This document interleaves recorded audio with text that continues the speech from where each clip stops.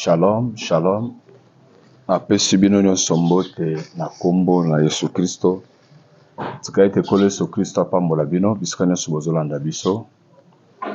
Toza na musala munene tozolobela sur la délivrance dans le mariage. Et tokomi na sous-point wapi oyo tozolobela sur le choix. Et na kati ya choix tokendaki kotalisa que nos ancêtres na batu ya kala na Bible pona kosala choix na bango batalaki plus na origine ya mutu place mutu azowutela. Pourquoi? Parce que batrouvaki influence nini oyo ebandaki koaccompagner batu. C'est pourquoi batalaki mingi bisika nyonso batu bazobimela origine na bango eza ndeni makambo ekendelaka ndeni. Et on a trouvé que même la patriarche na Bible va se comporter ndenge moko pour ba réussir kobalisa bana pe bango moko na makambo etali mariage. Ya kokoma na supo na partie B ya choix tukendaki kotalisa pe à part influence ya kote mutu azowuta mutu ye moko marche ya mutu. Tokendaki komona ngo na 1 Samuel chapitre 25 verset 3 tokutaki vie ya Nabal na Abigail. Mwasi na azoloba ke mobali na aza un méchant homme, c'est-à-dire eza na bato mosusu bakutani na ba méchant homme. Tokendaki pe kotalisa lisusu Joseph, un homme de bien, a trouvé que Marie aza na zemi abina osambwisa te. Maintenant c'est détaché kanaki na ngai. C'est pour dire qu'il y a des hommes de bien et il y a aussi des méchants hommes.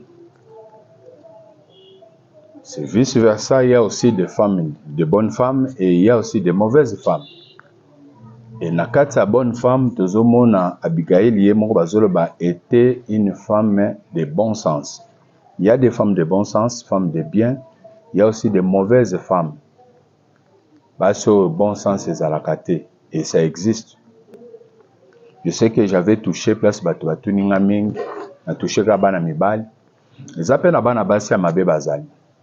Soki tolobi totala na histoire ya mwasi liboso ya Samson, ozokuta influence ya famille esali po ayebisa bango secret ya liseso atunaki bango.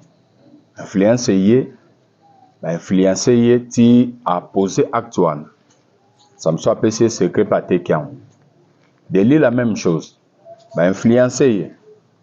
C'est pour dire quoi, il y a d'autres femmes basi oyo bakozala malamu mais à cause de l'influence moko boye ekoki kosalisa bango mpe mabe. C'est-à-dire la part de l'homme existe aussi na comportement ya mwasi oyo. Mwasi liboso ya Samson na Delila ya mibale bakokaki mpe koboya koyebisa mpe mobali na bango po bayebi très bien ke mobali na bango aza moto makasi aobeta mboka na bango moyibi. Bakoki mpe koboya mais na comportement na ye moko asede. Ezana batu musu basedaka na ba pression, basi musu basedaka na pression et na kati ya pression wana ezana basi musu basali kindumba à cause de la pression. Chef a tie pression ti a cédé à détruire le mariage na sali kindumba. C'est pour dire que tozana ba point belé o tokoyo kolobela na makambo etali basi nzamba opesa biso temps tokokoma place wana po tolinga kofongola ngo mingi. Pour ba exemple eza tellement belé oyo koyo trouver même Akab azaki na mwasi na Jezabel. Ezana basi mususu au Bible zoloba mwasi a dominé pas mobali te mais Jezabel a dominé ki Akab. Elle prenait des décisions à la place d'Akab. Abomisa Naboth. Ezana basi abongo. Ezana basi lokwa ba Jezabel oyo à partir ya influence spirituelle akoki komema mobali na yeti akomisi mobali ne ndoki. Akomisi mobali ne peti na bakisi. Akaba mema Jezabel mema Akab ti Akab akomosambela. Basi ya Salomo ba mema iti akomosambela banzamba bikeko. C'est possible. Ça na basi mabe ya ba sorte nyos. Toko développer kango jour pe nzambe opesa biso temps mais tozala na principe oyo déjà communauté ezokende nango. Je pense que depuis le dimanche tomoni après le matin na biso tokoti na soupo tozolobela la volonté de Dieu. Tikala koyeba likambo tozolobela la volonté de Dieu premièrement pour muta koma na kati ya volonté de Dieu, il n'y a pas de volonté de Dieu sans principe. Comment dire? J'espère tozomona na kati ya Bible, tozomona exemple Abraham azopesa, azobisa Eliezer ke no balela mwana na ye mwasi. Maboyi pa bakananéen. Aboyi ba. Azana posa na évoluer pe nango. Apesa pe ba verset mususu ekosalisa biso. Mais tozonga pa ya Abraham, na chapitre Abraham wana. Au serviteur atalisi biso vraiment que faut respecter principe pour nzambe pas anayo.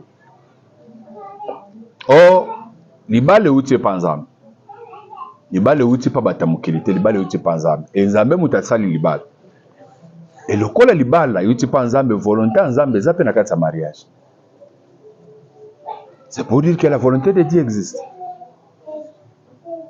La volonté de Dieu existe. La volonté de Dieu existe, n'a pas sa verset mon qu'on attend.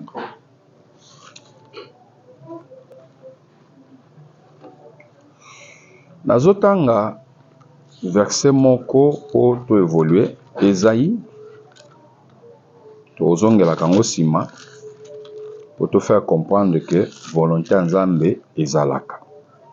Mais volonté nzambe ezalaka te sans principe nde bato baluka volonté nzambe. Faut être dans les principes. Esaïe chapitre 30 verset 1. Malheur, dit l'Éternel, aux enfants rebelles. Balaka mamabe elobi yawe nzambe na bibele. Balaka mamabe banani. Les enfants rebelles. Bana batomboki. Qui dit rebelle? Bana oyo. Bazako telemela pouvoir établi. Makambo eza établi. Ndenge nzamba lingela kame bango batelemeli yango. Batelemeli yango comment? Qui prennent des résolutions sans Dieu. Bazwaka ba décision makambo na bango sans kotuna nzambe. Nzamba bengi yango rébellion. Et nzamba maudire bango albi, vous êtes maudits. Bazwaka ba décision makambo alinga kende voyage, deti akenaye. Alinga kende pays boya kenaye, alinga sala faire boya sali naye, alinga sala ba. Donc azo sala makambo, c'est comme si azalaka mwana nzambe te azaka na église te.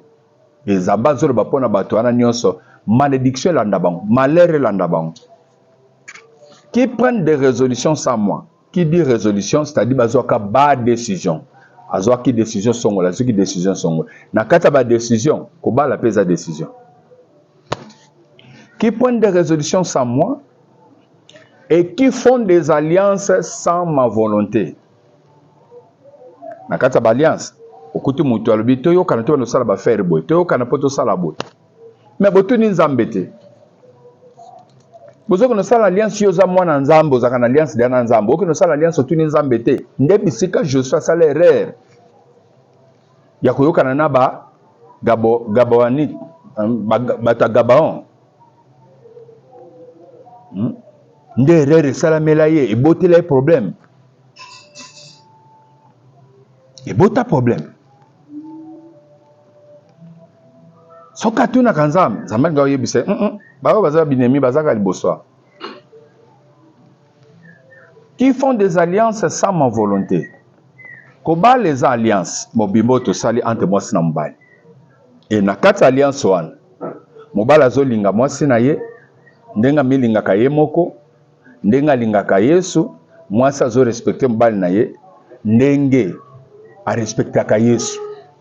Polibale za échantillon ya image ya nzambe Yesu na biso église. Ce nzamba zo balaka mamabe bato ba kiosala ba alliance sans ma volonté. Pour dire quoi? Que mariage à volonté nzambe zalaka. mariage outaka pa nzambe ezalaka. Parce que azolo babatu nyonso baki osala ba alliance sans ma volonté pour ajouter péché sur péché, c'est-à-dire batu nyonso bazobala sans volonté en nzambe, tandis que boza bana nzambe moki osala volonté en nzambe te na makambo etali mariage oki okobakisa masumu likolo ya masumu. On peut réfléchir par là.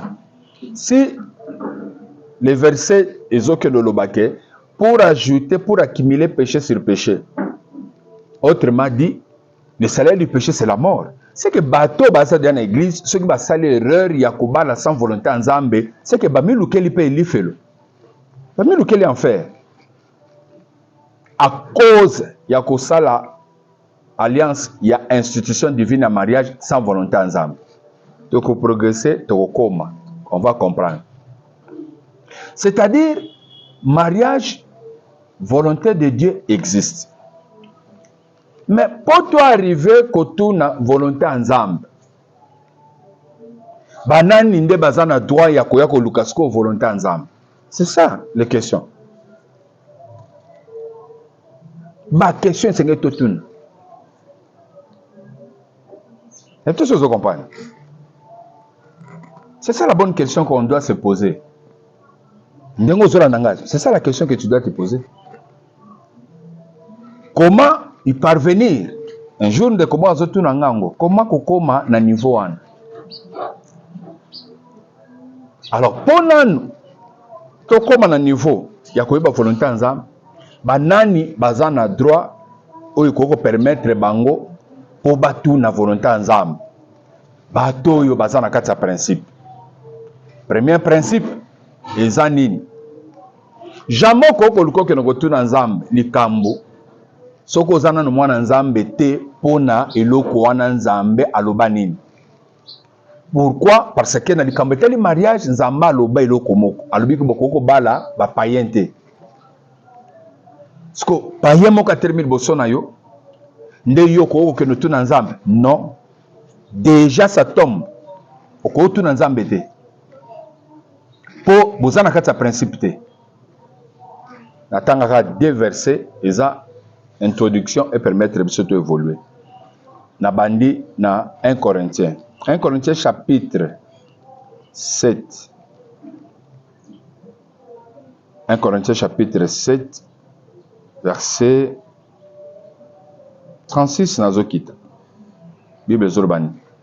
Si quelqu'un regarde comme déshonorable pour sa fille de dépasser l'âge nubile et comme nécessaire de la marier, qu'il fasse ce qu'il veut, il ne pêche point qu'on se marie. Ce qui papa moko, amoni que moi né âge comme leka. Et comme ça la sonne, amoni ça nécessaire na obali sa mwana ngai.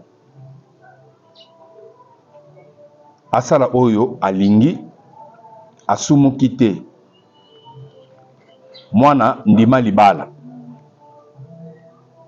Mais celui qui a pris une ferme résolution sans contrainte et avec l'exercice de sa propre volonté, et qu'il a décidé en son cœur de garder sa fille vierge, celui-là fait bien. C'est-à-dire les parents, je pense que pour parents, il faut se présenter. Mais j'ai expliqué ça dans d'autres prédications pour nous que comme ça commence à gêner les parents, ça m'a fait ces possibilités. Parce que la dot, c'est le consentement du père. Zamba ko papa ko kozwa mwana mwasi atali ndenge ka bana ko salema. Dans nos ancêtres, ndenge bana ko salema atali famille malamu atali akepa sangisa balisi. Makobalisa nani? Ndepasa tokomi. Au que nous soit n'importe comment. Tokokoma place wana. Oyo azobalisa mwana sali bien, oyo pandima garder mwana vierge sali bien koleka. Ainsi celui qui marie sa fille fait bien et celui qui ne la marie pas fait mieux. Une femme est liée aussi longtemps que son mari est vivant. Ce qui va balio, vous allez lier na mubali wana aussi longtemps mubali wana za na bomo azo vivre. Vous êtes lié à ce monsieur. Attaquez wapi, vous êtes lié. Ce qu'on me déraper au détruire vie. Et mariage, mutunyo sazoto sangote institution divine wana akeli fait. Ba place nyonso oyo ba piège ezali mutunyo face à la keba, to meki ko expliquer on peut continuer ko expliquer. Mais si le mari meurt, ce qui mubala koufi, elle est libre de se marier à qui elle veut. Seulement, quand on dit seulement, c'est-à-dire condition, bazo pesa. Or, condition, c'est-à-dire c'est quoi? C'est un principe oyo mutunyo sofa landela. Seulement en principe que ça soit dans le Seigneur. Il faut que bala mwana nanzambe, que ça soit dans le Seigneur. Il faut que bala mwana nanzambe. Maintenant, Bible zoloba, malheur dit l'Éternel aux enfants rebelles qui prennent des résolutions sans moi et qui font des alliances sans ma volonté pour ajouter péché sur péché. Parce que il faut se marier dans le Seigneur. Il faut bala siko mwana nanzambe. C'est le premier principe. Oyo ezopesa mutu nzela sikoyo po aluka koyeba volonté nzambe. Est-ce que aza mwana nzambe? Lokola aza mwana nzambe te inutile moye po tuna nzambe zate déjà oza na réponse que yo ko bala na mopagano te. Okoko bala na bato basambelaka te non. Et botela biso problème depuis Genèse chapitre 6. Okoko sala ngote. Déjà principe à liboso, il faut être enfant de Dieu. C'est clair. Maintenant, banani bazana droit. Ya koyeba volonté nzambe. Ce sont des enfants de Dieu nde bazana droit ya koluka yeba volonté ya nzambe. C'est par là que Dieu peut te montrer. Dieu peut se révéler maintenant à vous pour atalisa yo volonté na ngai yango yo. Comment? Et pourquoi? Tokena na pourquoi? Comment yasim? Parce que nyonso baza na kati na église baza bana nzambe te.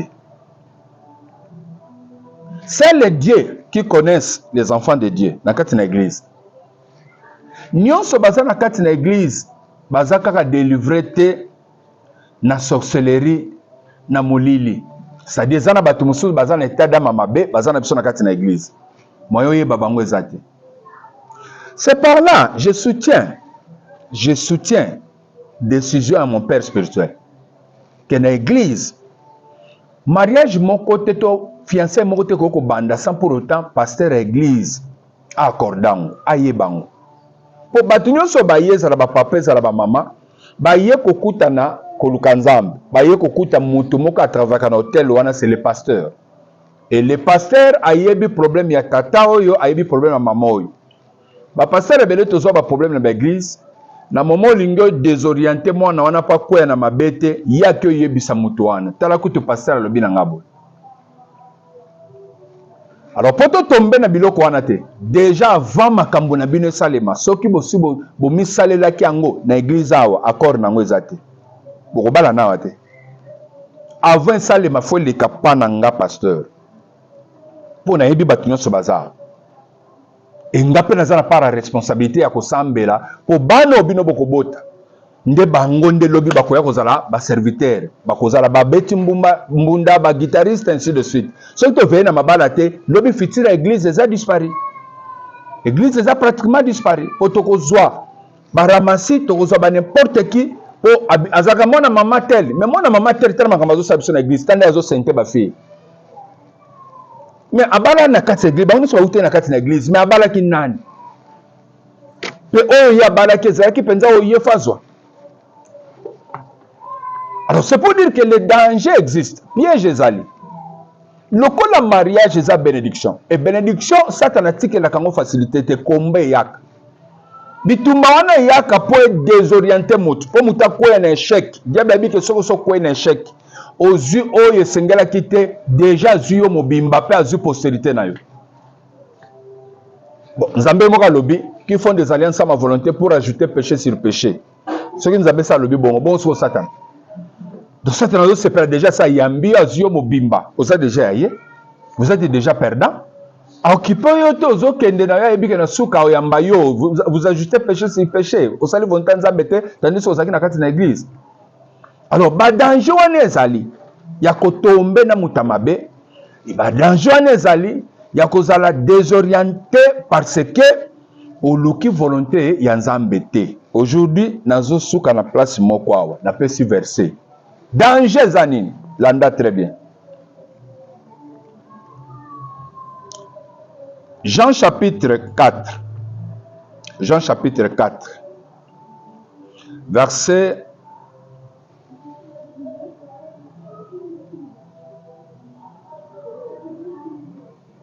verset 15 nazokita. Que dit la parole de Dieu? Il a banzambe sur le baboy. La femme lui dit, Seigneur, donne-moi cette eau afin que je n'aie plus soif et que je ne vienne plus puiser ici. Va, lui dit Jésus, appelle ton mari et viens ici. Awa kola zota lisake mwasi abatu bapesa ke lo côté ce qu'on a en autorisation balinete nzamba atei ke ko ko pesa mwasi abatu lo côté aza mwasi abatu babala yo ya kaka okabeli yo sali boy eza mabe nde kola yebisiye a osengi na pesa mayango d'accord le kolo za ya batu photos autorisation pa mutu wana va appelle ton mari et viens ici. Ça dit, nasa lango na misu na bino mbale na pesa na misu na bino mbale. Soka ndimi d'accord, so ndimi te. Problème ezate e mutu normal. Ozan liboso moi sabat. Na mobali na ye. Comment yo ozo eloko zo pesa pa mwasi? Eza respect hein? Il faut pesa pa mobali. Ah, maman, oyo bo mela sika na pesi pa papa. Moi sabata makana sima ya mobali. Et tant que papa zui bongo, moi ça a protégé. Bonzo ba pesio mbonga mabe banda ko landa camarade mubale opo sala kindumba. On peut te dominer. Pasio mingi badinga ko bima liboso nde bakweka na ba problème. Bata makana sima mubali na yo. Pouvoir moko autorité des jeunes ambatia et que couvrir yo. Soki ezali ke mbongo ba pesio za po yo o bando o sala mubulo baby salibala. Tant mubali no sa zui pour ye mutabala kiyo. Pouvoir déjà ça nango ils ont neutralisé ngo pour nzamba tshiri makambo bongo kole so pambola le koso merci loba pesa pa papa nako batona kat loba pesa pa papa mobali wana atalingaka banda ko tante yo ameka akobanga pa ebika ta kuta ino ndenge nini pesa ma oyebisa pesa pa camarade no akoyelanga. Comme ça, camarade aye bakake, va musala na yo ko pesa ka mwasi na nga mbongo atindela ka mbongo ke ma o pesa madame Pourquoi? So pesa nga camarade na yo, mwasi na nga pa olia. Na habite so ozokoma. Kolo so pambola. Va appelle ton mari et viens ici. La femme répondit, je n'ai point de mari. Jésus lui dit, tu as eu raison de dire, je n'ai point de mari. Kola ko tu peux na position na. A besoin de raison à le baquet, tu n'as point de mari. Kola ko tu ce qu'on a révélation. N'de presque n'a touché la volonté de Dieu. Attention, ba danger, c'est quoi? Bolanda via mon monsieur. Vous avez raison de dire que je n'ai point de mari. Car, verset 18, tu as eu 5 maris. Quand on dit tu as eu 5 maris, c'est-à-dire abalaki 5 fois. Ah, abalaki combien? 5 fois. Le col en Ancien Testament. Si on se peut sur la montre comme lettre au Bengani Akei. Ce qui a représenté lettre, pas moutou moussa linga ambrié. Moutou un peu soit balé. Ce n'est pas ce pelita baye. Il y a autant de fois, c'est-à-dire, l'Ancien Testament, moi, ça c'est-à-dire, l'Ancien Testament, moi, ça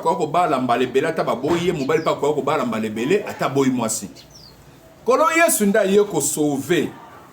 Dans Matthieu chapitre 19, 3 10, 11, nda lobby po boya mwasi sauf kaka infidélité batuniye mais ne bandela Moïse akomela biso so ngo boya mwasi salaka lettre albité ngasko na boy soka komela ka bino za pona mutema na bino makasi azwi exemple ya jardin d'Éden lobby au commencement zaka bongotin aka bongotin c'est-à-dire quoi boyebi te makambo ko na kati ndaku ya Adam na Ève est-ce que baboyana siko po yo sepelika na yete po Monique azala sou bien ta comme moi munene tout console ndo lobi na lingi suta za suba goûter po komota libanda au commencement il n'en était pas ainsi nde loko kola fongola ki libala liboso ezwa makambo te e kabwana te bakutana na satana oya lukaka divorce mais bakabwa au commencement il n'en était pas ainsi c'est-à-dire libalo esama liboso bazwa bitumba ya satana mais bakabwana te c'est-à-dire volonté nzambe eyaki ko intervenir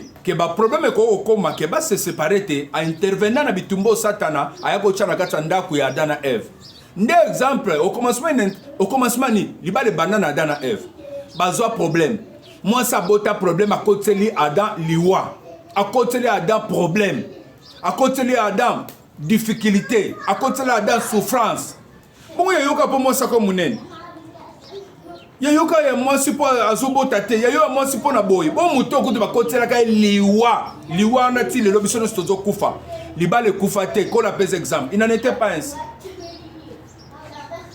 au commencement il n'en était pas ainsi. Alors, pour na kobo ya moi, sauf infidélité, ndeba disciple na verset 10 yama. Si tel est le cas, eza inutile to bala pour toi no boye su bango te to tinga makana ye so passe ki nduma te to zalaka kola beza ndebom. Akera rapide kapana sils. Sko awa zoloba. Tu as eu 5 maris. Au bala qui 5 fois et celui que tu as maintenant.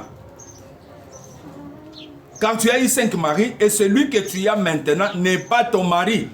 Donc même sixième on peut aka mubali noté. Papa papa c'est là que mbongo kolo. Abi oui, après simbongo.